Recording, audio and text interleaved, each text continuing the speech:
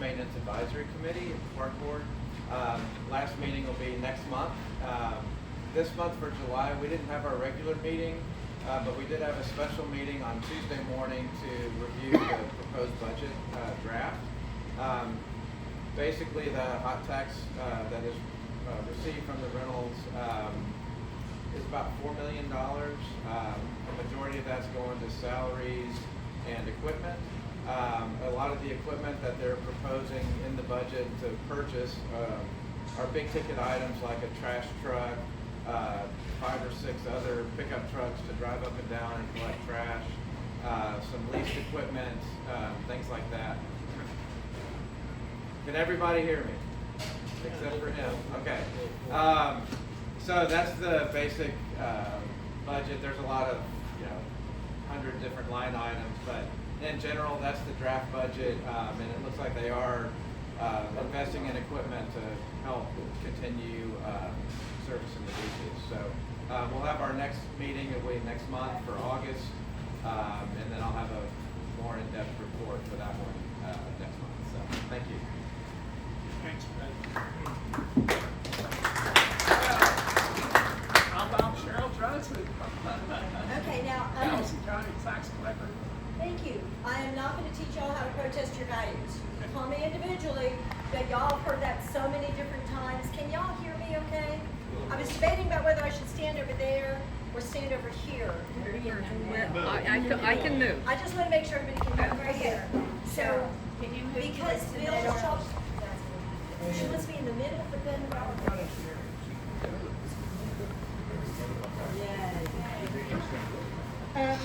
Because I know Bill's chomping at the bit to head on to the things that he has to do, I'm going to start with the Great Compromise Bill, which is property tax relief legislation.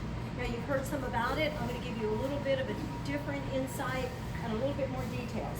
The wealth was spread because the Senate and the House were fighting so much, they had to give everybody a little bit of something. So Paul Betancourt got the Senate bill, which laid out all the details. The House got the enabling legislation, which is the constitutional amendment. Then they went back to the Senate and gave it the franchise tax bill.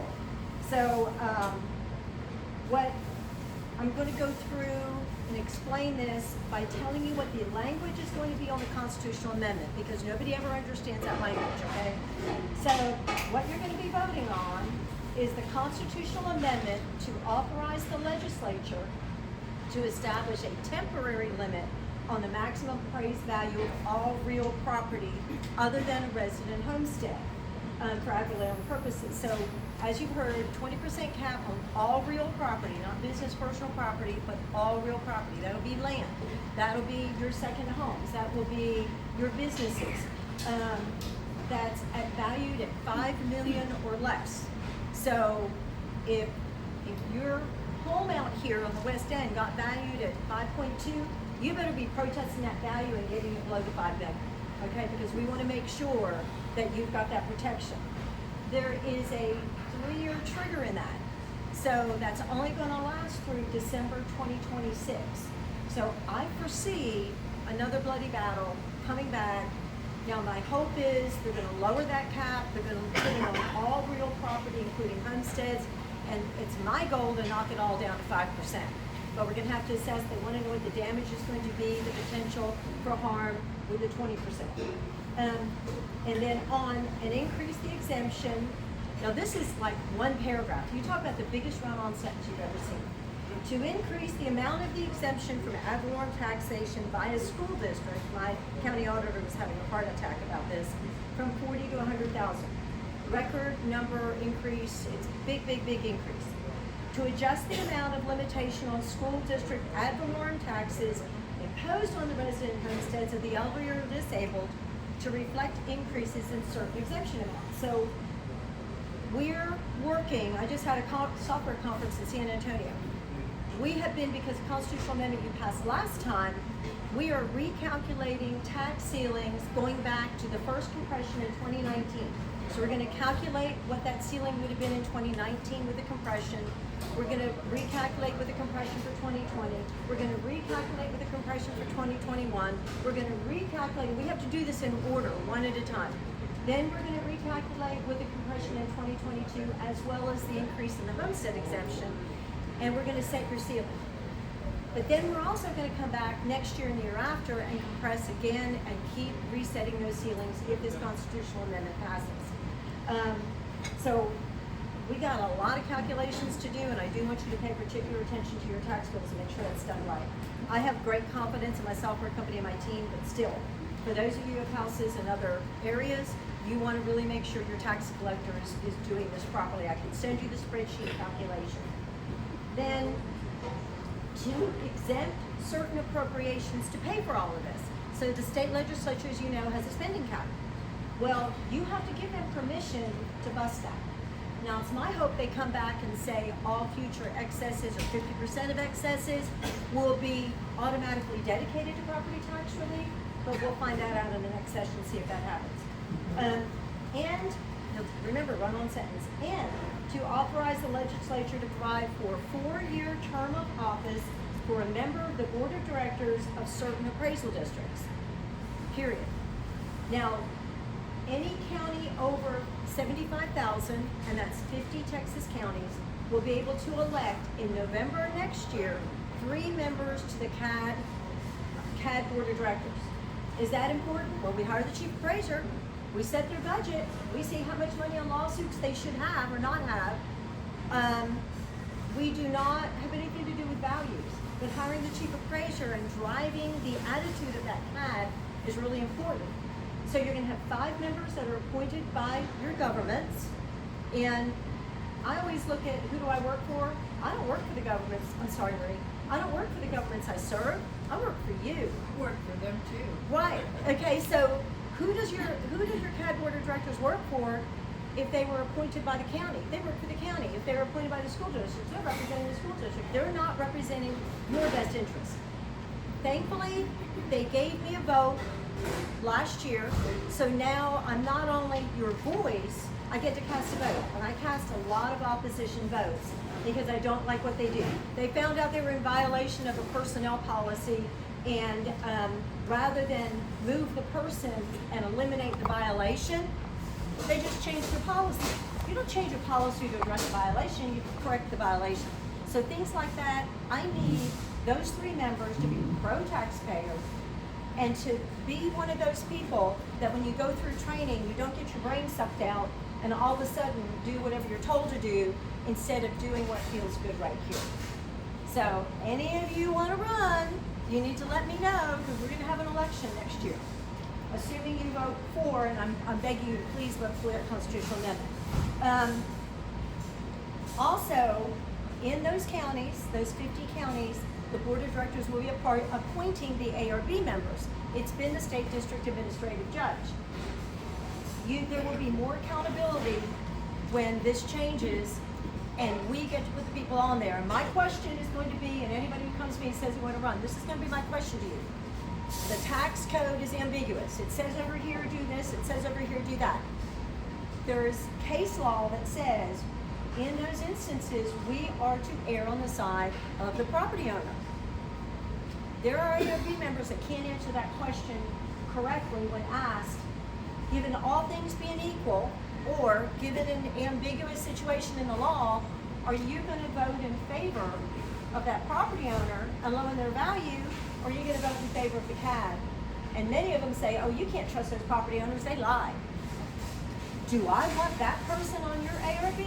Absolutely not. I want them to be people who are pro-taxpayer and are looking out in your best interest and willing to be that vote that's going to help you get your value reduction. I have a list of the counties if you want to know what those are, but that's basically everything on the tax bill with one exception. I'm going to take you off the hook. I know. Okay, so What's your savings? what's the savings? Okay, if you listen to the radio, if you listen to the news, you're going to get a $1,400 tax break. Not going to happen. I don't care. I don't know where you live to get that, but it's not where we live. I'm going to show you something. See this chart? You can't read the little numbers.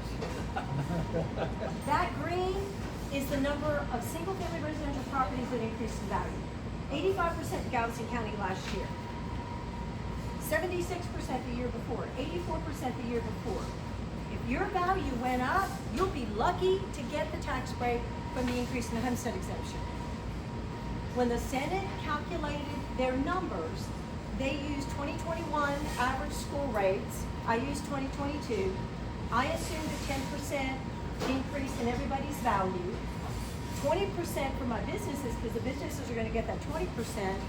And I calculated, and I hope I'm wrong, but if I'm wrong, I want you to be pleasantly surprised. I don't want to get that call and say, you lied to me again. Okay, because I've not seen the tax relief, because my value's been going up. I estimate that on a $330,000 home, Betancourt used $331, that the savings is going to be just under $600. Big difference between that and $1,400. And for a business whose value went up, and in Galveston County, so in Galveston County, well, let's go GISD. 93% of the homes increased in value in GISD over, I think, 27%. The businesses went up in GISD 43%. Okay, so I use conservative 20%. I estimate the businesses are going to save about $296. So, although this is supposed to be helping everybody, the true benefit is it's not going to be as bad as it could have been. I would rather tell you that than have you get mad at me and come in and tell me you people don't know what you're doing. Because it's not that we don't know what we're doing, it's just it's not as good as it's being touted, and that concerns me. And you know, this is the one time that I feel like it's better for us to be conservative. Take the accolades when it's better. And if it is better, then everybody needs to stand up and say, Cheryl, you were wrong, it was better than I thought. But for those of you who are frozen, you know, already down here, you may or may not benefit from our recalculation, you may or may not benefit from this at all. But we'll just wait and see. How about that? Okay, so that was it on legislation. Any other questions about that bill? Nope. Okay, so some good news. I think it's good news. I'm running for re-election. The Galveston Daily News never publishes any of my press releases, so I wanted to make sure y'all knew that. Number two, I was appointed by the House Speaker during the second session to serve on the Select Study Committee on Sustainable Property Tax Relief. So there's 2 other public members, and then there's 13 legislators. We already met. We met the Friday before the Great Compromise, and I'm convinced, I'd like to think, I'm not that important, but I'd like to think, because we had the Texas Restaurant Association, we had the Texas Home Builders Association, and we had the National Federation of Independent Businesses who got up and testified and said, we said, how do we fix this for you? Because their businesses are getting all of their people are getting taxed out of their businesses and their homes. And they said it's going to take a combination of 3 things. We need an appraisal cap, we need an exemption, and we need the compression. So that's really what came out of it, and I think that message finally made it onto the Senate side, so that we were able to, they were able to come up with a much better bill. But we are tasked with 4 things. And so any input you want to give me on this, I'd appreciate. We've had one meeting on one, but we haven't talked about solutions. Studying the effects of rate compression.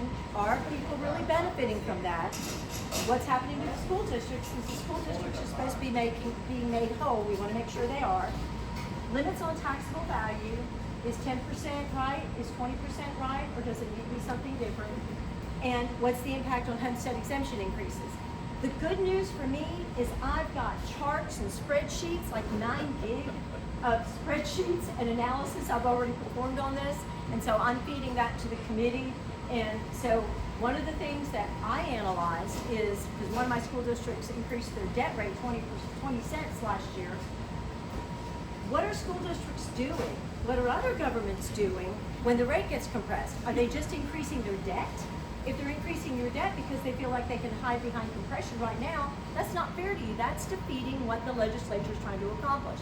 So we're going to be looking at that. I've already sent all those statistics. 38% of Texas school districts that covered something like 45% of the population increased their debt rate between 1 cent and 50 cents during the rate compression period. So that means they were taking advantage of the rates coming down and saying, but we didn't increase your taxes. I don't want to be lied to, and I don't want you to be misled either.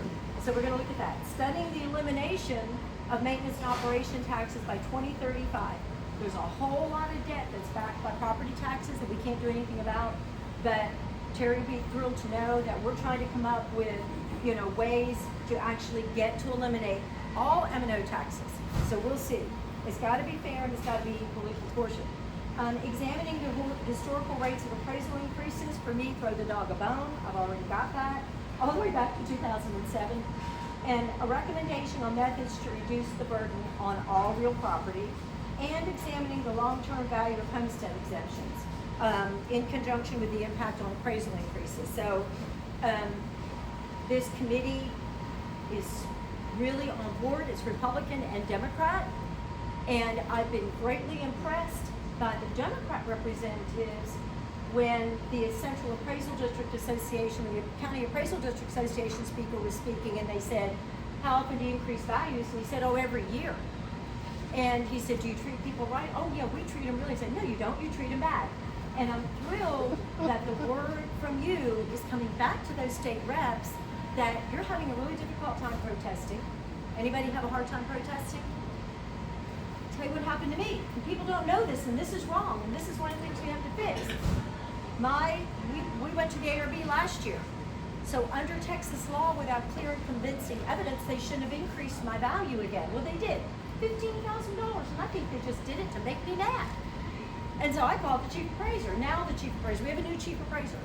And I said, 15,000, really? Are you kidding me? Are you just trying to, you know, tick me off? That's the nice way of saying what I said. And she said, well, no, you must have fixed something in your house. I said, nope, I'm a terrible homeowner, and if you take my class, you know I live in a dump. And no, I didn't do anything. So what happened? She pulled up my account. She said, ooh, we made a mistake. You went to the ARB. We've had no sales in your neighborhood. We shouldn't have done that. I'll fix that now. And I said, whoa, what about everybody else in my neighborhood that you went up on? Where's the trigger in your software to prevent this for everybody? Not just me. I knew to call you and complain. But there's 230,000 property owners out there in Galveston County that would not have known to make that call. So we've got to make this more transparent for you, and we've got to get these triggers in place, and we've got to protect you a little bit more. So I'm looking forward to that. Number 3, I'm sure you know this, but I have to brag on my team. You know that Galveston County was ranked in the top 1% of 254 Texas counties when we won the Gold Quality Performance Award. So what that means is we were outstanding in customer service, we're outstanding in efficiency, we detect fraud, and people aren't committing fraud as much in our county because my staff is really catching it before it happens. When you have 30 houses registered at one address, there's something going on. And so we really look at some of these things and instituting best practices. And as a result of being one of right now 2 active counties that have active Gold Performance Award certifications, I was appointed by the DMV to serve on the Customer Service and Protection Advisory Committee. So I've been serving on the Protection Advisory Committee for several years, but we've been, like, we were trying to address the paper tag issue. We were addressing a lot of dealer issues, but in this case, we will be looking, when the board asks us, at customer service. Are you having the same experience in Galveston County and in Harris County? And I know you're not, but we want to try and make sure that that experience is the same, the technology is in place, that the customer service level is in place, so that we can bring the whole state of Texas and every Texas county up to being that gold standard and giving you equal good service and instituting, you know, best practices. We're also working to ensure household movers are following the law and looking at investigation and enforcement processes in the agency and anything else that affects consumers with regard to your vehicle titles and registration.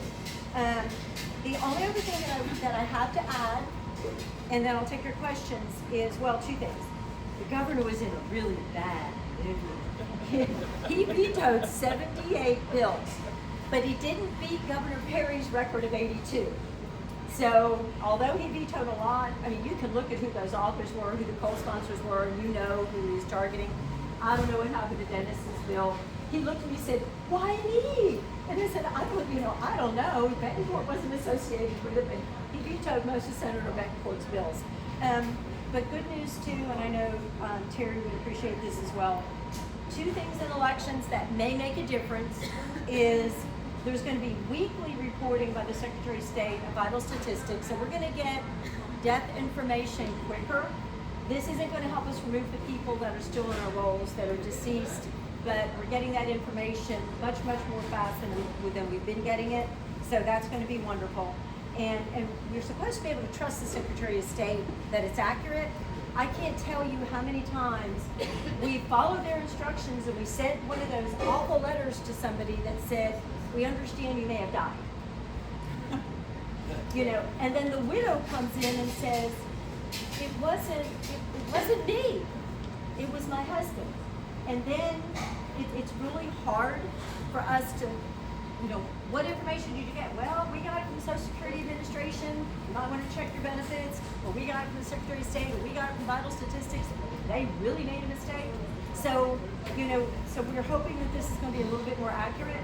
Also, although the Help America Vote Act, which passed in 2002, required the creation of a national database of registered voters, that law has not been followed by most states. So the Secretary of State of Texas has been instructed to work with other states and get that database built. And we just recently had an instance where we had a voter who went to vote and insisted on voting. My staff was intimidated into changing because we had heard we moved out of state, registered in another state. So we canceled them. We sent a letter, we didn't hear anything, and after 30 days we canceled them. Well, he was registered to vote and voting in Florida. So we don't want things like that to happen. I've sat in the front of office in Galveston and had people run into my office on election day and say, "Okay, I voted in California, I voted in New Mexico, and I voted in Arizona. Now I'm going to vote here. Where do I vote?" and I first said, "I'm sorry, ma'am, but you can't do that in Texas. You don't have same-day registration." Praise God, no. But regardless, there are people who do this, and so we need to know who's registered in other states, and we need to stop. You need to have confidence in your voter rolls, and so I think that the state has been they took giant leaps a couple of years ago. We need more bite behind some of those laws, because we can't really do anything. We still have non-citizen voters on the voter roll. We do what we can, but there's very little that we really have the authority to do under agreements that were made on federal lawsuits. So we'll keep working on it. Any questions? Yes, sir. Cheryl, on the timing, I want people to understand that the tax bill is coming due on July or January 31st. It's going to be no different as a result of this legislation. Oh, no, it is going to be different, yes. So you are going to get from me, for everybody who lives in GISD and any of my school districts, you're going to get a preliminary tax statement that's going to include the exemption. It's going to include your senior freeze calculation. It's going to include your $100,000 exemption and your compression. If you do not pass this constitutional amendment, you're going to get another bill from me that's higher. So you're going to get a preliminary statement. There's going to be a nice little box on it that says, "Thanks to the Texas legislature, your bill is this much less than it would have been. And if you do not approve the constitutional amendment on November 7th, you're going to get another bill for this much." So we're trying to get, that's another complication that will occur with our tax statements this year. So, but yes. Oh, and then I forgot, but you already heard. So the franchise tax is $2.47 million. If your annual income is below that, you are no longer paying franchise taxes in Texas. Okay, so that was another bill. It wasn't property tax, but it was still another bill to be passed. Anything else? Y'all have any questions? The franchise tax? On the franchise tax, you're exempt if your business income is less $2.47 million. I mean, it might be net. The $2.47 million, you're totally exempt from franchise tax. And I believe that goes into effect now too. Yes. So that's going to be probably September 1st, when most of those bills go into effect September 1st. There are a lot of other tax bills. They won't go into effect until next year. So So you won't see any benefit from that. But, you know, we're gonna keep working, and on that select committee, we're gonna keep working. I'll be posting on Facebook whenever we have scheduled meetings. It sends you the link. You can sit in the privacy of your home and give that committee input. You know, and I asked so many questions in this last meeting, and I finally turned around to the chairman in the middle of the meeting and I said, I'm sorry, Chairman, but this is the first time I've been on this side of the table and I get to question all these people in public. And so I was grilling the comptroller and I was grilling the appraisal district, and it was so nice to be able to ask questions and get those questions that nobody wants to ask. I have no fear. I'll ask the tough questions. And just to let you know some of the things we're already working on. If you are a TWIA government, we should take that as a direct cost off of your truth in taxation. We're looking at possibly using last year's values to set tax rates. 1 year it'll be kind of weird, but why is that important? As Galveston will tell you, with the lawsuits that are happening, we lost 40% of our roll last year. 40% of our roll we lost because of settled lawsuits. So if the CAT is unreasonable in their numbers, they need to get it right. But if we can use last year's numbers, we're going to have better numbers to give the governments when they're setting tax rates. And the other benefit is you'll get the bill, you'll see the damage, and you'll have more time to protest your new value. So we see it as a win-win for the property owners because it won't be that 30-day window to protest. It's going to be like 6 to 8 months. So we think that will give you more time to sit down with the appraisal district, take the pressure off, and get more accurate numbers when it comes time to setting the tax rate. That's being worked on. It won't happen for 2 more years, but I think that that's going to be a really, that if we get that through, that'll be a really, really good thing for you as well as for the governments. Yes, ma'am. I just wanted to make one quick comment. If you would like to see her outstanding performance during this committee hearing last week, I can give the link to Jerry. You can go on Texas Legislature online and the recorded committee hearing. You can still go back and ask. Did you watch? Yes, ma'am, I did. Did I do okay? You did excellent. Very good. If you could do that, Sally, that'd be awesome. Yes, I would. That'd be great. Good, Cheryl. Okay, thank y'all. I've got, oh, I'm sorry. Go ahead. You said you were gonna mail statements, maybe, if we have our house registered with a company that helps us protest, does it go to them, or do we receive this? You both will. We're required under Texas law to send to the property owner and the agents. Unless you have a mortgage company, and then we're gonna send it to your mortgage company and the agent. I would suggest for anybody who's in the least bit concerned, sign up for the email. And if you pay off a mortgage, and you know, we did change the law so that if you don't get the bill because the mortgage company requested it, there's gonna be no harm or foul to you on that because we got forgiveness when that happens. We change mortgage companies at that time when we're producing bills and we send it the wrong, you pay off your mortgage, the mortgage company requests it anyway, you don't get the bill, you don't know it's due, but you can sign up for e-statements. We do believe that all documents that we send out, you will soon be able to get, starting next year, you'll soon be able to sign up for emails for everything that we're sending out in the appraisal district sending out. So I think that that's a good thing too. And just so you know, emails are protected under the Open Records Act. So I will never, as a matter of fact, when you email me with a problem, I typically will ask permission to send it to the chief appraiser so that they can respond to you, because I have the duty to protect your personal email addresses. And so, so we will not be giving those out. Nobody will be buying them from us. So please, when that happens, you know, watch my press releases. And if you really want to see my press releases, I guess, you know, if I could just get the Galveston Daily News. Galveston Daily News here, they don't cover any of my press releases, you know, and so Bay Area Entertainer has been doing it online, or just go to the events or the press releases and important information on my website, or follow me on Facebook at Cheryl E. Johnson for the controversial commentary, and for the just factual, I'm your tax assessor collector, and this is my government Facebook on Cheryl Johnson. Okay, and then way you'll get all those deadlines, you'll get the dates, and you also get information what's happening. And I share one to the other as much as possible. Yes, sir. Explain again, who appoints the chief appraiser and his staff? The board of directors of the appraisal district. And who is the board of directors of the appraisal?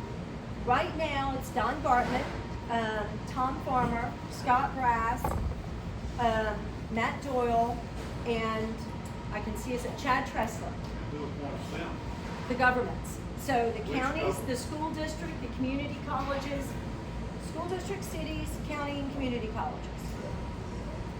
And so it's not you. Now, I think that rather than, I wasn't for electing the chief appraiser, because that's too political. I was not for electing the ARB.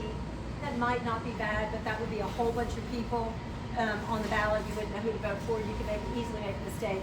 I support fully electing the CAD board of directors because that's the only way there's going to be accountability in that appraisal district between you and the appraisal district. It's the only way.